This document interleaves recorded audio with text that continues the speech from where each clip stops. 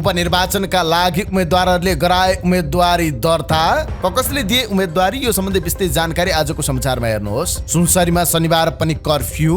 इलाम 2 मा सुवाङलाई सघाउने माओवादीको औपचारिक निर्णय। श्रम मन्त्री डोल प्रसाद अर्यालको भनाई सहकारीमा मेरै 23 लाख रुपियाँ डुबेको छ, उठाइदिनेलाई अलिकति दिन्थे। कंग्रेसका 2 महामन्त्रीलाई राष्ट्रिय स्वतन्त्र पार्टीको जवाफ, अब देशको नेतृत्व गर्न पाइँदैन भन्ने डरले विरोध गरिरहेका छन्। एसई दिएका विद्यार्थीलाई शिक्षा मन्त्रालयले करियर काउन्सिलिङ गर्ने। राजावादीहरूको नागरिक अभिनन्दन ग्रहण गर्न जुम्ला पुगे पूर्व राजा ज्ञानेन्द्र शाह। वैवाहिक बलात्कारको पासोमा पति, 5 वर्षमा यो मुद्दामा कति जेल गए, यो सम्बन्धी विशेष प्रसङ्ग आजको समाचारमा हेर्नुहोस्। काठमाडौँ उपत्यकाको फोहोर विसर्जनमा अवरोध। अम्लेखगञ्जमा ड्युटीमा खटिएका ट्राफिक जवानको बसको टक्करबाट मृत्यु। रवि ओडको विवाह पहेली कसले गर्यो सम्बन्धमा झेली। जापानमा रहेका रवि वैवाहिक बलात्कारको मुद्दाबारे के भन्छन्, यो सम्बन्धी विशेष प्रसङ्ग आजको समाचारमा हेर्नुहोस्। रुसी सेनामा भर्ना भएका नागरिकका परिवारले गुहारे गृहमन्त्री। पोखरामा जग्गा किन्न लागेका जीसी दम्पति लुटेराबाट मारिएको आशंका, एउटै चितामा अन्त्येष्टि। कामको चटारोमा खाड क्षेत्रका किसान। ब्याङ्कबाट ऋण लिन त्रसित बन्दै व्यवसायी। ब्याङ्कर सङ्घले भन्यो ब्याज दर घट्दा पनि कर्जाको माग नहुनु चिन्ताको विषय बन्यो। टी20 विश्वकपमा नेपालको जर्सी नयाँ हुने, सगरमाथा पनि राखिने। भारतीय कंग्रेसको घोषणा पत्र। जम्मू कश्मीरलाई राज्यको मान्यता र अग्निपथ खारेज। रुसी एयरबेसमा आक्रमणको दोस्रो दिन युक्रेनी शहरमा रुसी ड्रोन आक्रमण। गाजामा युद्धविरामको माग गर्ने प्रस्तावमा भारतले गरेन मतदान। र संयुक्त राष्ट्रसङ्घीय अधिकार परिषदद्वारा इजरायललाई हतियार बिक्री रोक्न आग्रह। यी र यस्तै समाचार सहित देश विदेशका 25 महत्त्वपूर्ण खबर संक्षिप्त रूपमा लिएर आएका छौँ। हाम्रो भिडियो सामग्री अन्तिमसम्म हेर्नुहोला। नमस्कार, इन्साइड नेपाल न्युजमा यहाँहरू सम्पूर्णलाई हार्दिक स्वागत छ। म सुजन पौडेल। सदाका दिन जस्तै आज पनि हामी देश दुनियाँको थाहा अनि महत्त्वपूर्ण खबर अपडेट सहित तपाईँमा आज उपस्थित भएका छौँ। तपाईँले हाम्रो न्युज बुलेटिन कहाँबाट हेर्दै हुनुहुन्छ कृपया आफ्नो गाउँठाउँको नाम तलको कमेन्ट बक्समा लेखिदिनु होला। प्रस्तुत गरेको सामग्री मन परेको छ भने कृपया हाम्रो भिडियो सामग्रीमा एउटा लाइक अवश्य गरिदिनु होला। आजको समाचार सुरुवात गरौँ उपनिर्वाचनका लागि आज भएको उम्मेदवारी दर्ता सम्बन्धी प्रसङ्गबाट। इलाम 2 मा राष्ट्रिय स्वतन्त्र पार्टीका उम्मेद्वार मिलन लिम्बुले उम्मेदवारी दर्ता गराउनु भएको छ। राष्ट्रिय स्वतन्त्र पार्टीका उपसभापति तथा श्रम मन्त्री डीपी अर्याल सहितको टोली निर्वाचन अधिकृतको कार्यालयमा पुगेर उम्मेदवारी दर्ता गराउनु भएको हो। वैशाख 15 मा हुने उपनिर्वाचनका लागि कंग्रेसबाट डम्बर खण्डका एमालेका सुवाङ नेम्बाङ, नेकपा एकीकृत समाजवादीका जितबहादुर राई, जनमत पार्टीका प्रेम कुमार थामसुवाङ, नेपाल मजदुर किसान पार्टी नेमकिपाका श्यामबहादुर दर्जी, स्वतन्त्र उम्मेद्वार डाक प्रसाद गौतम, पहिचान पक्षधर उम्मेद्वार डकेन्द्र सी लिम्बु थेगिमले मनोनयन दर्ता गराउनु भएको छ। प्रदेश नम्बर 1 पुनः संयुक्त संघर्ष समितिका 41 वटा घटकहरूको समर्थन पाउनु भएका स्वतन्त्र उम्मेद्वार थेगिमले मनोनयन दर्ता गराउनु भएको हो। स्वतन्त्र उम्मेद्वारको रूपमा उहाँले 5औं नम्बरमा मनोनयन दर्ता गराउनु भएको हो। उहाँको मनोनयन दर्ताका क्रममा ठूलो समूह बाजा गाजा ढोल झ्याम्टा बजाउँदै आफ्नो सांस्कृतिक पहिरन सहित पुगेका थिए। त्यस्तै मंगोल नेशनल अर्गनाइजेसनका मेनबहादुर लिम्बुले पनि उम्मेदवारी दर्ता गराउनु भएको छ। 4 मङ्सिर 2079 को प्रतिनिधि सभा निर्वाचनमा पनि मंगोल नेशनलबाट लिम्बु नै उम्मेद्वार बन्नु भएको थियो। त्यति बेला उहाँले 1363 मत प्राप्त गर्नु भएको थियो। नेकपा एकीकृत समाजवादीका जितबहादुर राईले पनि उम्मेदवारी दर्ता गर्नुभयो। उहाँको उम्मेदवारी दर्ता गराउने क्रममा पूर्व प्रधानमन्त्री झलनाथ खनाल र प्रदेश सभा सदस्य खिनु लङ्वा लिम्बु पनि उपस्थित रहनु भएको थियो।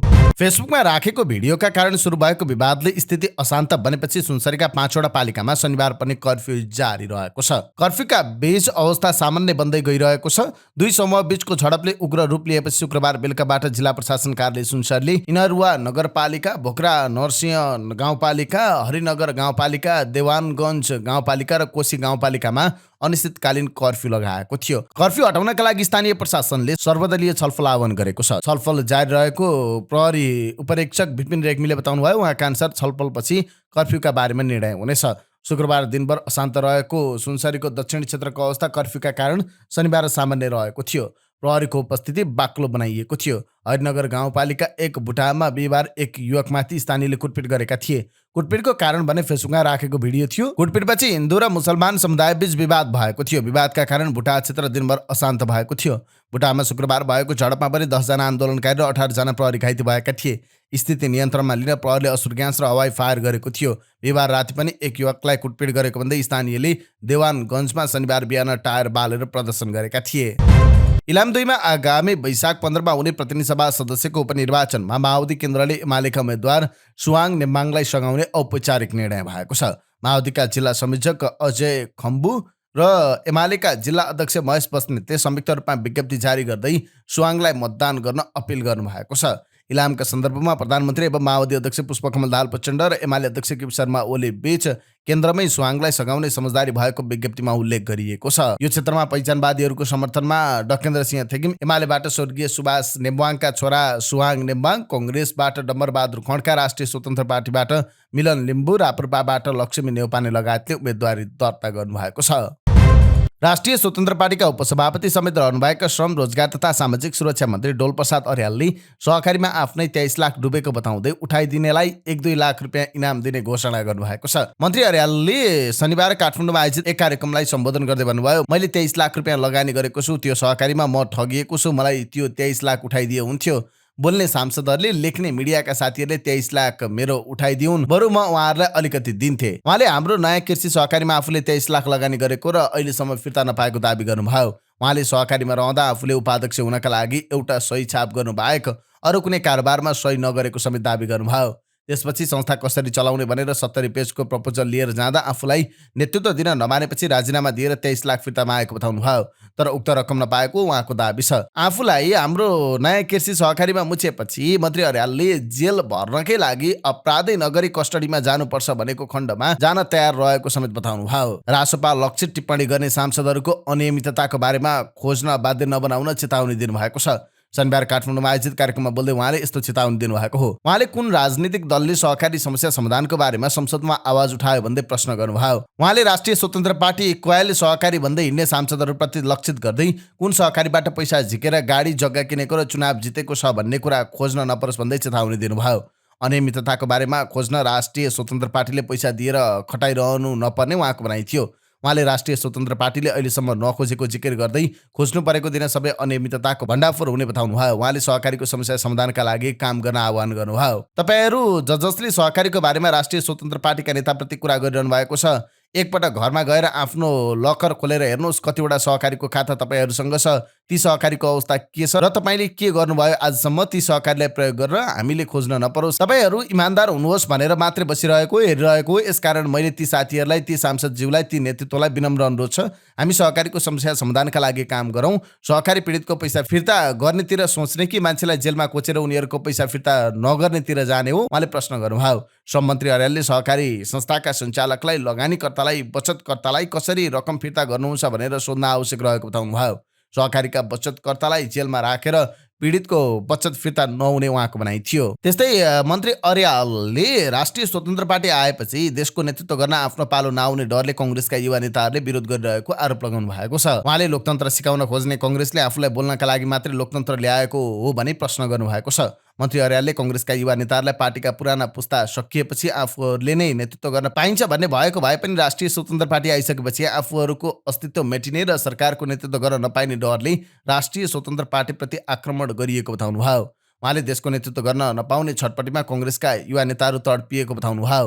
अर्यालले आरोप र प्रश्न गरिसकेपछि जवाब सुन्ने ल्याकत राख्न कङ्ग्रेसलाई आग्रह गर्नुभयो। उहाँले कङ्ग्रेसले हामी बोलिरहन्छौँ त सुनिराख तर बोल्न पाउँदैनस् भन्ने ध्येयका साथ आरोप लगाएको बताउनुभयो।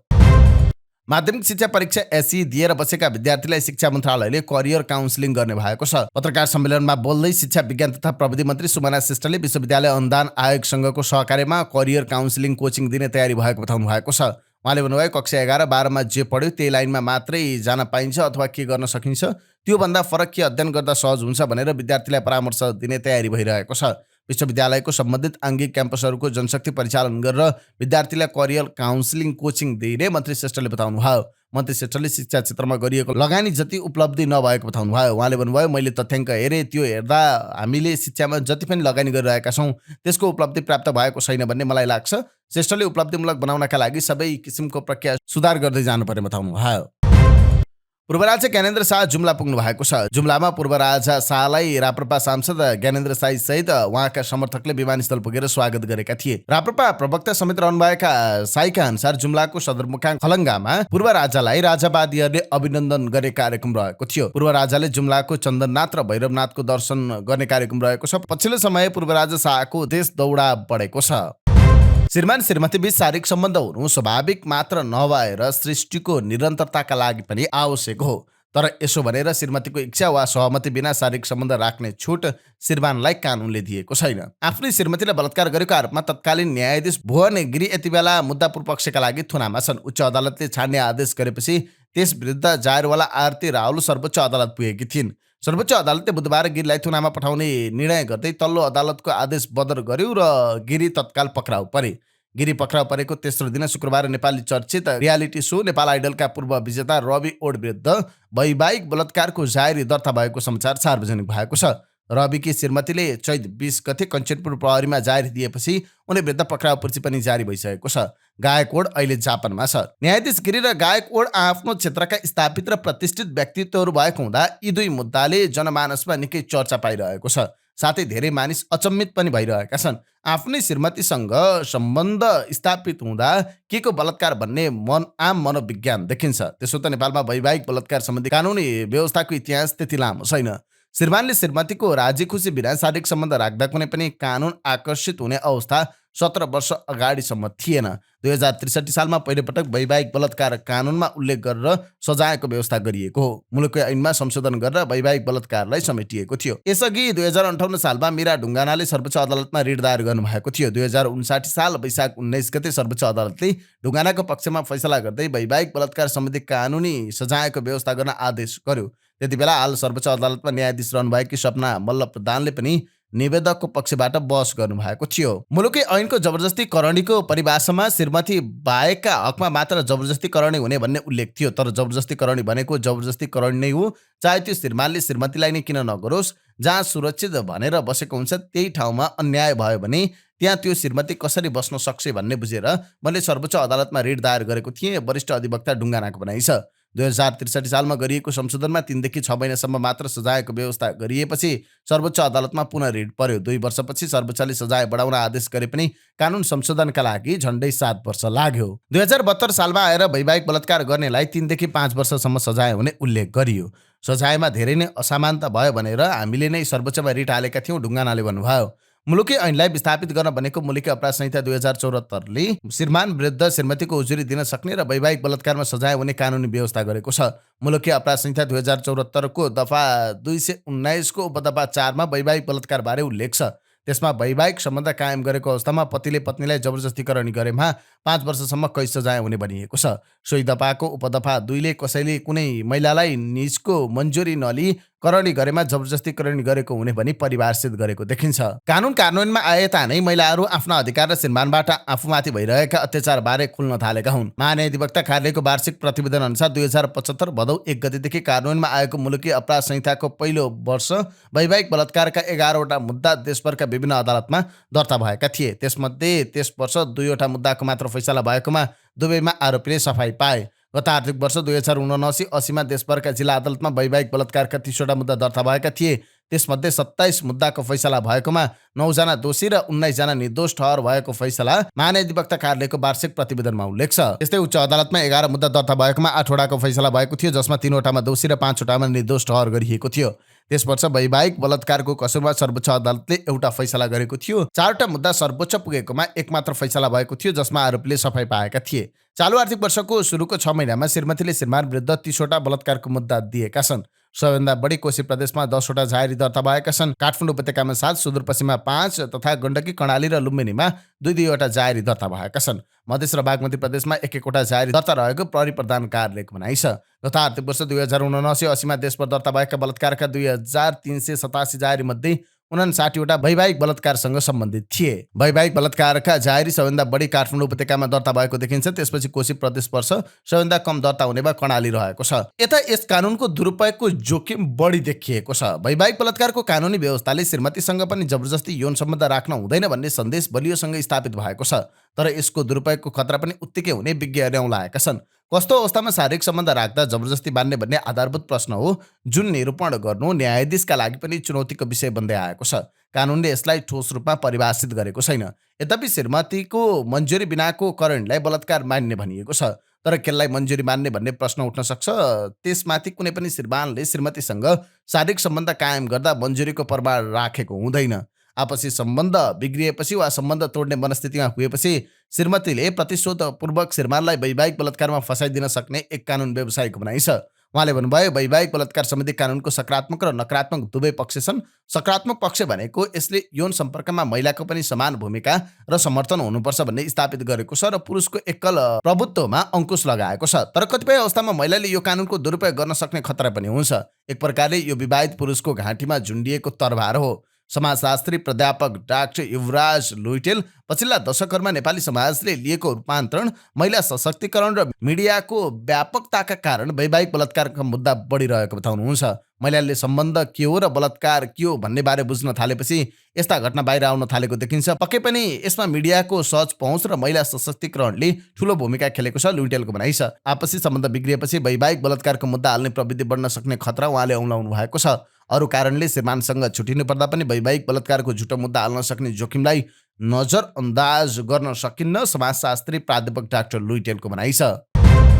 विगतमा भएका सहमति कार्यान्वयन नभएको भन्दै काठमाडौँ उपत्यकाको फोहोर बन्चरे डाँडामा विसर्जन गर्न नुवाकोट र धादिङका स्थानीय बासिन्दाले अवरोध गरेका छन्। बन्चरे डाँडा ल्यान्डफिल साइट प्रभावित क्षेत्र सरकार समितिले यसैका सहमति कार्यान्वयन तथा मानव बस्ती रहित ल्यान्डफिल साइट विकास क्षेत्र घोषणाको माग गर्दै फोहोर विसर्जनमा अवरोध गरेका छन्। उक्त समितिका संयोजक श्रीराम ढुङ्गानाले सर्वपक्षीय भेलाबाट प्रस्तुत 19 बुँदे माग सम्बोधनका लागि गत फागुन 21 गते प्रधानमन्त्री समक्ष पेश गरिएको मागको सुनवाई नभएकाले शान्तिपूर्ण आन्दोलनको कार्यक्रमसहित फोहोर विसर्जनमा रोक लगाइएको बताउनुभयो। आज बिहानदेखि फोहोर विसर्जन स्थल नुवाकोटको सिस्टोल स्थित कुण्डुल्ले र धादिङको बन्चरे डाँडा पुग्ने सडक अवरुद्ध पारिएको उहाँले जानकारी दिनुभयो। फोहोर विसर्जनका सम्बन्धमा विगतका सहमतिको कार्यान्वयन र नयाँ मागको सम्बोधनको प्रतिबद्धता नभएसम्म फोहोर फाल्न दिँदैन उहाँले भन्नुभयो। बन्चरे डाँडा ल्यान्डफिल साइटमा काठमाडौँ र ललितपुरका साथै अन्य नगरपालिकाबाट दैनिक 1500 टन फोहोर विसर्जन हुने गरेको छ। पूर्व पश्चिम राजमार्गमा पर्ने बाराको जितपुर सिमरा उपमहानगरपालिका स्थित अम्लेखगञ्ज चोकमा गैराती ड्युटीमा खटिएका एकजना ट्राफिक प्रहरी जवानको बसको ठक्करबाट मृत्यु भएको छ। शुक्रबार राति 9:15 बजे काठमाडौँबाट काकडभित्र जाँदै गरेको बागमती प्रदेश 0100 ख 6123 नम्बरको बसको ठक्करबाट अम्लेखगञ्जमा कार्यरत ट्राफिक प्रहरी जवान 29 वर्षीय मुन्टुन यादवको मृत्यु भएको जिल्ला प्रहरी कार्यालय बाराका प्रहरी निरीक्षक वीरेन्द्र गुरुङले जानकारी दिनुभयो। राति चेकिङमा खटिएको बेला बसले ठक्कर दिँदा यादव गम्भीर घाइते हुनुभएको थियो। उहाँलाई तुरुन्तै उपचारका लागि वीरगञ्ज लगिएको थियो। प्रहरी निरीक्षक गुरुङले भन्नुभयो, वीरगञ्ज स्थित वैदा अस्पतालमा उपचारकै क्रममा राति नै उहाँको मृत्यु भएको हो। ठक्कर दिने बसका चालकलाई प्रहरीले पक्राउ गरेको छ। उनले बसको ब्रेक नलागेका कारण यादवलाई ठक्कर दिएको बयान दिएका छन्। मृतक यादवको शव पोस्टमार्टमका लागि वीरगञ्ज स्थित नारायणी अस्पतालमा राखिएको इन्स्पेक्टर गुरुङले जानकारी दिनुभयो। झण्डै 9 वर्ष प्रहरी सेवामा बिताउनु भएका यादवको घर पर्साको छिपहर माई गाउँपालिका मिर्जापुरमा छ। अबको क्रममा रवि ओडको विवाह पहेली कसले गर्यो सम्बन्धमा झेली, यो सम्बन्धी प्रसङ्ग। गायक रवि ओड विरुद्ध वैवाहिक बलात्कारको जारी परेको खबर सार्वजनिक भएपछि उनलाई नजिकबाट चिन्नेहरू अचम्बित भए। कारण उनी विवाहित हुन् भन्ने बारे क्लोज सर्कलका साथीहरूलाई समेत थाहा थिएन। रविको केस केही हदसम्म भेट्रान गायक राजपाल राईसँग मिल्दोजुल्दो छ, जसले हालै मात्र महँगो मूल्य चुकाएर आफ्नी पत्नीलाई डिभोर्स दिए। राजपाईले जस्तै रविले पनि परिबन्धमा परेर विवाह गरेको र आफ्नो वैवाहिक स्थिति गोप्य राखिरहेको निकटस्थहरूको बुझाइ छ। रवि रविना सजातीय जोडी हुन्। रविकी पत्नी काल्पनिक नाम रविनाले आफ्नै श्रीमानबाट जबरजस्ती करणीमा परेको भनेर जाहेरी दिएकी छन्। यद्यपि निकटस्थका अनुसार यो आपसी अविश्वासको परिणाम हो। श्रीमानले आफूलाई तिरस्कार मात्र नभएर चिट पनि गरिरहेको महसुस गरेर रविना प्रहरीसम्म पुगेकी हुन्। कानुनी सहजताका लागि उनले वैवाहिक बलात्कारको अस्त्र प्रयोग गरेको देखिन्छ। जाहेरीको विवरण र जाहेरीकर्ताले पेश गरेका प्रमाणको विषयमा प्रहरीले बताउन चाहेको छैन।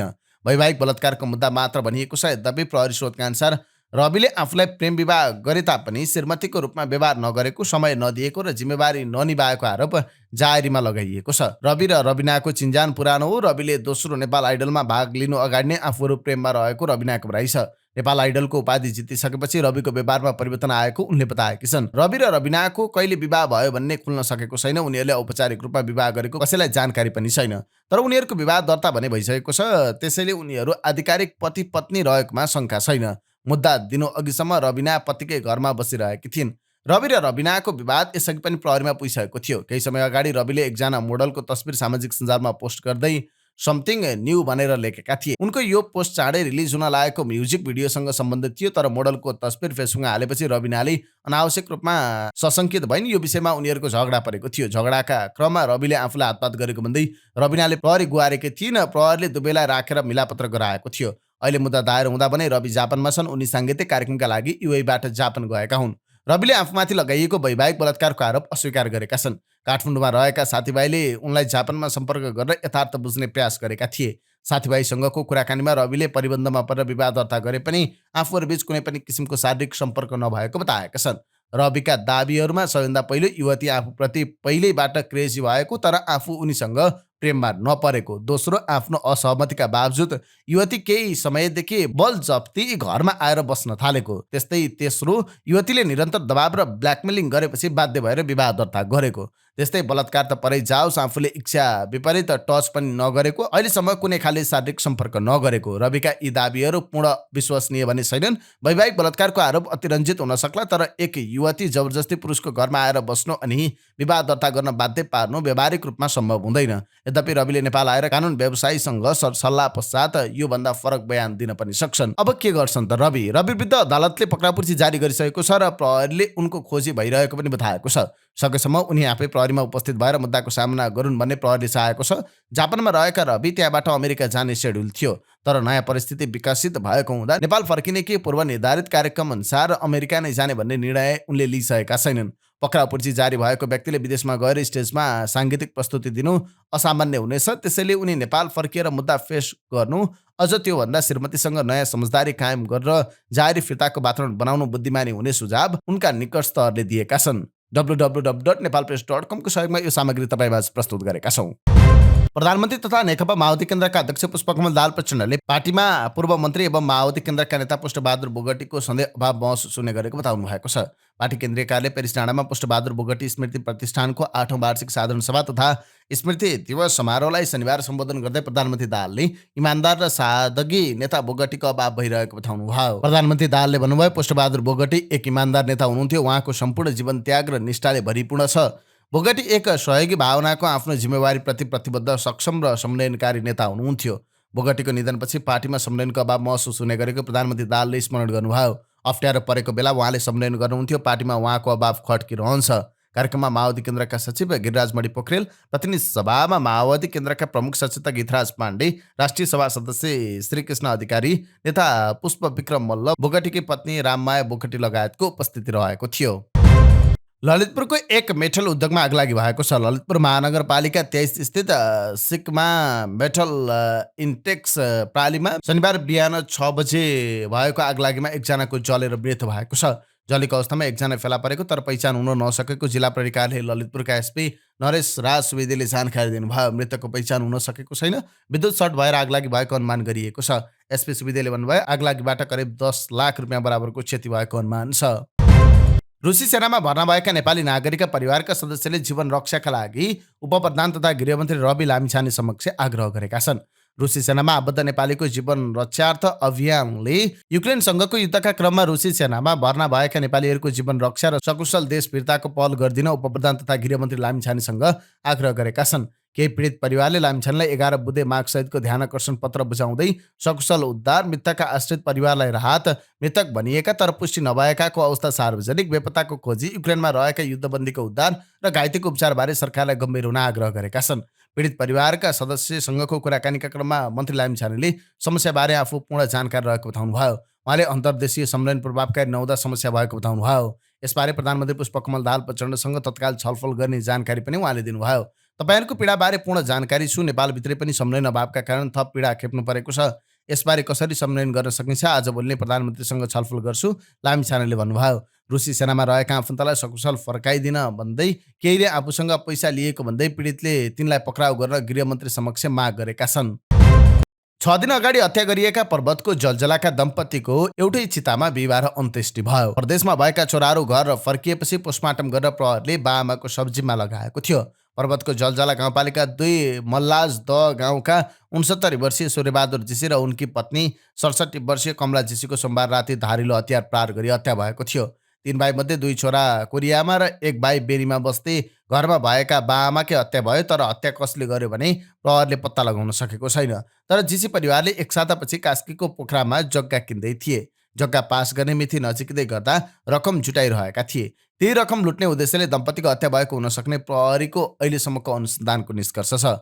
घटनाको अनुसन्धानका लागि जिल्ला प्रहरी पर्वतका प्रमुख डिएसपी खुमलाल भुसाल सहितको टोली गाउँमै छ।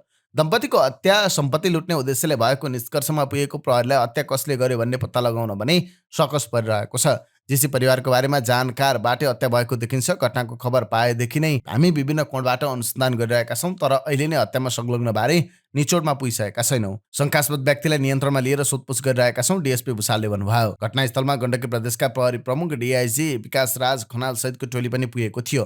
खनालका अनुसार जीसी दम्पतिको हत्या लुट्ने उद्देश्यले नै भएको देखिन्छ। हत्यापछि कमला जीसीले लगाएका सुनका गहना लुटिएको छ। घरमा अन्य सम्पत्ति पनि खोजतलास गरेको देखिएको प्रहरीको भनाइ छ। हत्यापछि उनीहरूले लगाएको गहना लुटिएको छ। घरमा अन्य सम्पत्ति पनि खोजतलास गरेको देखिन्छ, डिएसपी भुसालले भन्नुभयो। त्यस्तै उनीहरूले कास्कीको पोखरामा जग्गा किन्न लागेको पनि पाइएको छ। सोही वडाका वडाध्यक्ष प्रकाश बहादुर घरती छेत्रीले उनीहरूले यही महिना पोखरामा 1.5 करोडको जग्गा किन्न लागेको बताइएको छ। वडाध्यक्ष घरतीले भन्नुभयो, पोखरामा जग्गा किन्नका लागि पहिल्यै बैना गरिसकेको र यही महिनाभित्रमा पास गर्ने तयारी रहेछ। यसका लागि उनीहरूले केही दिन अगाडि मात्रै सहकारीमा ऋण मिलाइसकेका रहेछन्। जीसी दम्पतिका दुई छोरा दक्षिण कोरियामा थिए। उनीहरू बुबा आमाको मृत्युपछि बुधबार राति घर फर्किएका थिए। उनीहरू फर्किएसँगै बिहिबार पोस्टमार्टम गरेर सब्जीमा लगाइएको थियो। उनीहरूले कोरियामा कमाएको र जिल्लाकै सहकारीबाट ऋण लिएर जग्गा पास गर्ने तयारी थियो। सहकारीमा 27 गते मात्रै रकम लिने कागज मिलाएर फर्किएका थिए। छोराहरू कोरियामा थिए। उनीहरूको घरमा कति पैसा उठाएका थिए भन्ने कुरा भइसकेको छैन। वडाध्यक्ष घरतीले भन्नुभयो, उहाँका अनुसार जग्गा किन्ने बेलामा जीसी परिवारले 2वटा सहकारीबाट ऋण लिने प्रक्रिया मिलाइसकेका थिए। साना किसान बचत तथा ऋण सहकारी संस्थाबाट 5 लाख रुपियाँ तत्कालै लिने तयारी थियो। यसअघि नै रोक्का भएको जग्गाबाट 5 लाख रुपियाँ ऋण दिने र पछि अरू जग्गाको कागजपत्र मिलाएपछि अरू ऋण थप गर्ने बताइएको थियो। मलाजु बहुद्देश्य सहकारी संस्थाबाट 27 गते 10 लाख रुपियाँ लिने तयारी थियो। सहकारीले यसअघि नै सबै प्रक्रिया पुरा भएपछि जीसी परिवारले नै 27 गते मात्रै ऋण लिने बताएका थिए। तर उनीहरूले जग्गा पास गर्नका लागि घरमा रकम जम्मा गरेको आशंकामा लुटपाट गरेको र त्यस क्रममा हत्या भएको हुन सक्ने प्रहरीको अनुमान छ। हाम्रो पुरै शक्ति संयन्त्र यही घटनाको अनुसन्धानमा लगाएका छौँ। घटना भएपछि म पनि त्यहाँ पुगेँ। घटना हेर्दा विवश देखिएको छ। घटनामा धारिलो हतियार र लाठी प्रयोग भएको देखिन्छ, गण्डकी प्रदेश प्रहरी प्रमुख डिआइजी खनालले भन्नुभयो। शङ्का लागेका व्यक्तिलाई पक्राउ गर्ने र सोधपुछ गर्ने काम भइरहेको र हराएका भनिएका सामानहरू पनि यकिन गरिरहेको उहाँले बताउनुभयो। सर्वोच्च अदालतको आदेशलाई चुनौती दिँदै डाक्टर बद्री केसी समूहले ब्याकेट निवेदन दिने तयारी गरेको छ। डाक्टर केसी समूहको शुक्रबार बसेको बैठकले सर्वोच्चको फैसलाले एनआरएनका सबै संरचनालाई विखण्डित गराएको भन्दै पुनरावलोकनका लागि ब्याकेट निवेदन दिने निष्कर्ष निकालेको हो। केसीले नेतृत्व गरेको एनआरएनका उपाध्यक्ष रामशरण सिमखडाका अनुसार ब्याकेट निवेदनका लागि तत्काल कानुनी परामर्श थाल्ने निर्णय बैठकले गरेको छ। सर्वोच्चको फैसलालाई सम्मान गर्दै न्यायिक निरूपणका लागि योभन्दा अघि बढ्न सक्ने ठाउँहरू छन् भने अघि बढ्ने निर्णय आइसिसी बैठकले गरेको छ। उहाँले थप भन्नुभयो, ब्याकेट निवेदनका लागि आजको बैठकले म्यान्डेट दिएको छ। यो अन्याय भएको छ, त्यसैले फैसला उप पुनरावलोकन हुनुपर्छ। बैठकमा सहभागी सदस्यहरूले संस्थालाई बचाउने नाममा एक प्रकारले गलत निर्णय भएको भन्दै पुनरावलोकन गरी पाऊँ भनेर ब्याकेट निवेदन हाल्न सुझाव दिएको उहाँको भनाइ छ। 1 लाख सदस्य भएको संस्थालाई शून्यतामा लैजाने फैसला आयो। जानेर वा नजानेर एनआरएनलाई मृत्यु शय्यामा पुर्याइएको छ, त्यसैले यसलाई कानुनी रूपमा नै च्यालेन्ज गर्नुपर्छ भन्ने आजको बैठकले म्यान्डेट दिएको छ, सिमखडाले भन्नुभयो। किसान देशका मेरुदण्ड हुन्, तर आज कसैले पनि किसान भनेर गर्व गर्न सक्ने अवस्था छैन। कृषिमा आबद्ध भएर सहज जीवन जिउन मुस्किल छ। विदेश जानका लागि लागत जुटाउन जति सजिलो छ, कृषिको लागि त्यति नै कठिन छ। कारण कृषिप्रतिको अविश्वास र व्यावसायिक कृषि प्रणालीको अभाव हो। अर्को कुरा सरकारको उदासीनता पनि। किसान लाखौँ लगानी गर्छन्, वस्तु उत्पादन गर्छन्, तर वस्तुको बजार सीमित छ। निर्यातको राम्रो व्यवस्था छैन। वस्तु कुहिन्छ, लगानी डुब्छ, सरकारलाई कुनै मतलब छैन। गर्मी सुरु भएको छ। गर्मीबाट बच्ने उपाय खोजिरहँदा काठ क्षेत्रका किसान भने यति बेला कामको चटारमा छन्। लगाएका खेतीपाती उठाउने र सिजन अनुसारको नयाँ खेती लगाउने चटारमा छन् किसान। तोरी खेती उठाउने र अर्को खेती लगाउन मल बोक्ने किसान काठ क्षेत्रमा भेटिन्छन्। हुन त खेतीपातीको काम गर्ने किसानलाई गर्मी र जाडोको छुट छैन। समयमा गर्नु परिहाल्छ नै। असरल काम छाडेर गर्मी र जाडो भन्दै बस्ने छुट किसानलाई हुँदैन। बरु लगाएको खेतीपाती समयमै भित्राएर नयाँ सिजनको खेती गर्नमै किसान रमाउँछन्। यति बेला उनीहरूलाई नयाँ वर्षको रमझमभन्दा खेतीपाती नै प्यारो छ।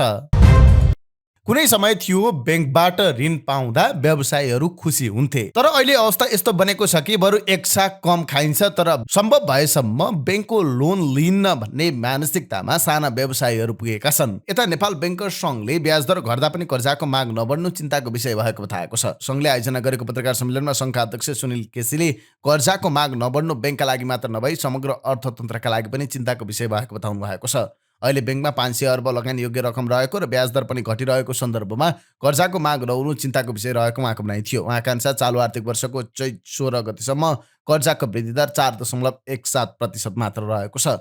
1.5 अर्ब बढी कर्जाको औसत ब्याज दर 13% रहेकोमा अहिले कर्जाको औसत ब्याज दर 11% रहेको उहाँले बताउनु भयो। साथै बेस रेट पनि घटेर 8.77%मा आएको उहाँले जानकारी दिनुभयो। उहाँका अनुसार अर्थतन्त्र चलायमान हुन सहयोग पुगोस् भनेर ब्याङ्करले घर कर्जा, विद्युतीय गाडी कर्जा लगायतका केही निश्चित कर्जाहरू एकल अङ्कको ब्याज दरमै प्रस्ताव गरिरहेका छन्। सङ्घका प्रमुख कार्यकारी अधिकृत अनिल शर्माले यसअघि कर्जा प्रवाह नहुनुमा ब्याङ्करको ब्याज दरलाई लिएर ब्याङ्करमाथि दोष लाग्ने गरेकोमा कर्जा प्रवाह नहुनुमा ब्याज मात्र कारक नरहेको प्रष्ट रूपमा देखिएको बताउनु भयो। गत वर्षसम्म ब्याङ्कको ब्याज दर बढी भएर कर्जा प्रवाह नभएको आरोप व्यवसायले लगाउने गरेकोमा अहिले ब्याज दर धेरै घटिसक्दा पनि कर्जा प्रवाह अपेक्षित रूपमा नबढेकाले तथ्याङ्कले ब्याज दर मात्र कारक होइन भनेर प्रष्ट रूपमा देखिएको उहाँको भनाइ थियो। त्यसो त 8%मा लिएको ऋण 14-15%सम्म तिर्न बाध्य बनेका व्यवसायहरू अहिले ब्याङ्कको ऋणदेखि त्रसित बन्ने गरेका छन्, जसका कारण पनि हत्तपत्त अहिले ब्याङ्कबाट ऋण लिन डराइरहेका छन्। चरम आर्थिक सङ्कटमा फँसेका व्यवसायीहरूमाथि ब्याङ्कले गरेको व्यवहार र ब्याङ्कले दिने उच्चतम तनावले पनि व्यवसायीहरू ऋण लिन हिचकिचाउने गरेका छन्। भारतको पन्जाबमा भएको सडक दुर्घटनामा घाइते कलाकार कोपिला थापाको उपचार खर्च जुटाउन नायिका रेखा थापाले पहल सुरु गरेकी छन्। अमेरिकामा रहेकी रेखाले व्यक्तिगत रूपमा सहयोग गर्दै उपचार खर्च जुटाउन पहल थालेकी छन्। रेखाजीले कोपिलाजीको सहयोगका लागि व्यक्तिगत रूपमा आफूले पनि सहयोग गर्नुभएको छ। चलचित्र कलाकार सङ्घका अध्यक्ष मोहन निरौलाले भन्नुभयो। उहाँले थप उपचार खर्च जुटाउन पहल पनि सुरु गरेको बताउनु भएको छ। मोरङ सलकपुरकी कोपिला रेखा थापाकी ठुलो बुबाकी छोरी हुनुहुन्छ। सङ्घका अध्यक्ष निरौलाले चलचित्र विकास बोर्ड मार्फतको चलचित्र कल्याणकारी कोष मार्फत कोपिलाको उपचारमा आर्थिक सहयोग गर्ने पहल भइरहेको बताउनुभयो। आगामी जेठमा अमेरिका र वेस्ट इन्डिजमा हुने टी20 विश्वकपका लागि नेपालको जर्सी नयाँ हुने भएको छ।